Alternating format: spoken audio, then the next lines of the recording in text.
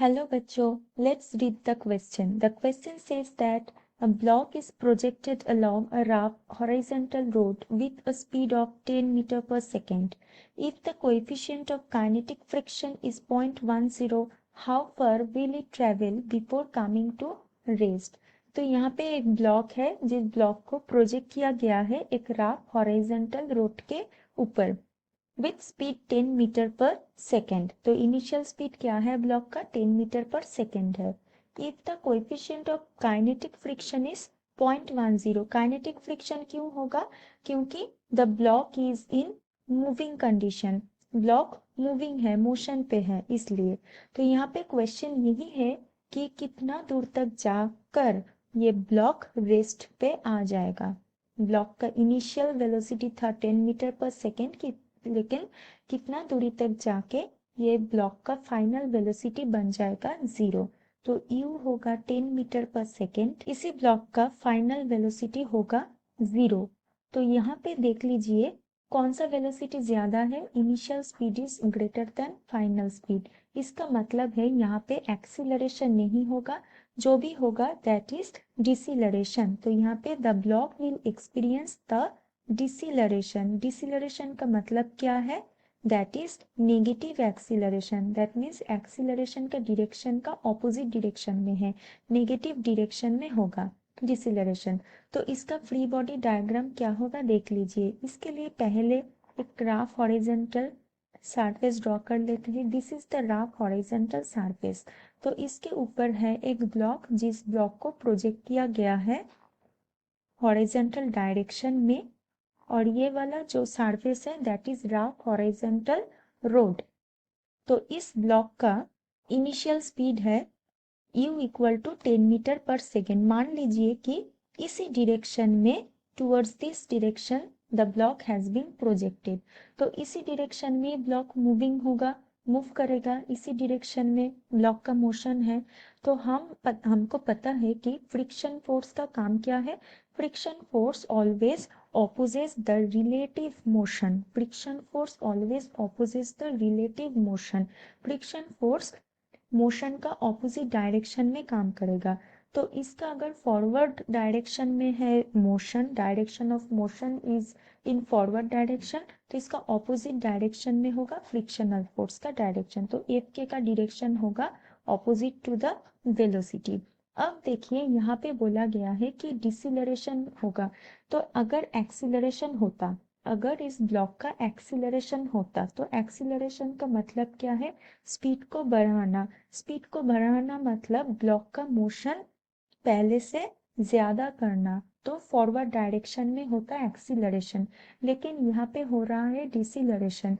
तो डिसिलरेशन का वजह से ब्लॉक आगे जाके रुक जाएगा। इसका मतलब डिसिलरेशन का डायरेक्शन कहाँ पे होगा, कौन सी डायरेक्शन में होगा? नेगेटिव डायरेक्शन में होगा, दैट इज नेगेटिव एक्सीलरेशन। ठीक है, एक्सीलरेशन होता तो सामने की तरफ होगा, लेकिन डिसिलरेशन है इसलिए नेगेटिव डायरेक्शन में होगा, क्योंकि इसका स्पीड आगे जाके थम जा रहा है, 0 हो जा रहा है।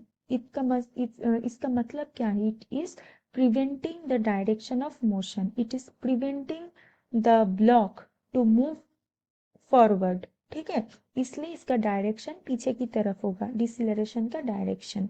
तो ये है डायरेक्शन का कॉन्सेप्ट। अभी देखिए बोला गया है कि कितना दूर तक जाके ये रेस्ट पे आ जाएगा।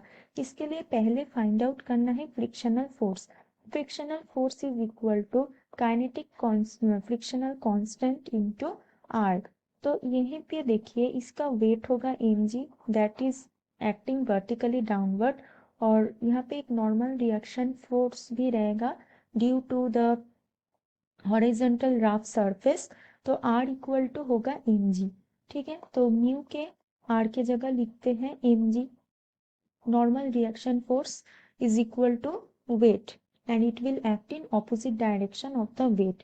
अब देखिए हॉरिजॉन्टल डायरेक्शन में कौन सा फोर्स लगेगा? एक तो है net force according to the Newton second law, that will be mass into acceleration. यहाँ पे होगा deceleration, that must be equal to the magnitude of frictional force, that is F K. तो फ्रिक्शनल फोर्स का value कितना होगा? Mu के mg। तो both side mn will cancel out, तो a का वैल्यू बन गया म्यू के इंटू जी। तो म्यू के का वैल्यू है 0.10, जी का वैल्यू यहाँ पे मेंशन नहीं है तो हम जी का वैल्यू लेंगे 9.8।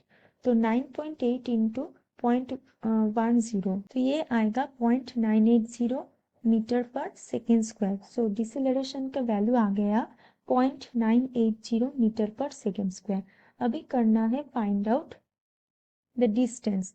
तो यहाँ पे यूज करना है लॉ ऑफ मोशन। मोशन का जो लॉ है उस लॉ ऑफ मोशन का इक्वेशन हमको यूज करना है। कौन सी इक्वेशन यहाँ पे यूज करना है देख लीजिए, अप्लाई करना है ये वाला v square equal to u square minus 2as, क्योंकि यहाँ पे टाइम का कोई मेंशन नहीं है इसलिए ये वाला इक्वेशन हमको अप्लाई करना है। तो v का वैल्यू क्या होगा 0, u का वैल्यू था 10, तो 10 स्क्वायर विल बी 100। नेगेटिव क्यों हुआ, डिसिलरेशन है इसलिए। तो -2 इंटू 0.098 इंटू एस, तो इसका वैल्यू होगा 100/2 इंटू 0.98 होगा, नॉट 0.098, ये होगा सिर्फ 0.98 होगा, ठीक है। सो 0.98 only, so it's coming 50/0.9, तो आंसर इज कमिंग 51.02 मीटर। तो क्वेश्चन थोड़ा देख लीजिए, यहाँ पे पूछा था कि how far will it travel before coming to rest. तो रेस्ट पे पहुंचने से पहले कितना दूर तक ये ट्रेवल कर सकेगा। तो ये भी आंसर होगा 51.02, that means the block will travel up to 51.02 meter from its starting position before coming rest। तो रेस्ट पे पहुंचने से पहले स्टार्टिंग पोजीशन से लेकर 51.02 मीटर दूरी तक वो जाएगा, इसके बाद इसका वेलोसिटी हो जाएगा 0। So this is the answer of this question. I hope you understood it well. All the best.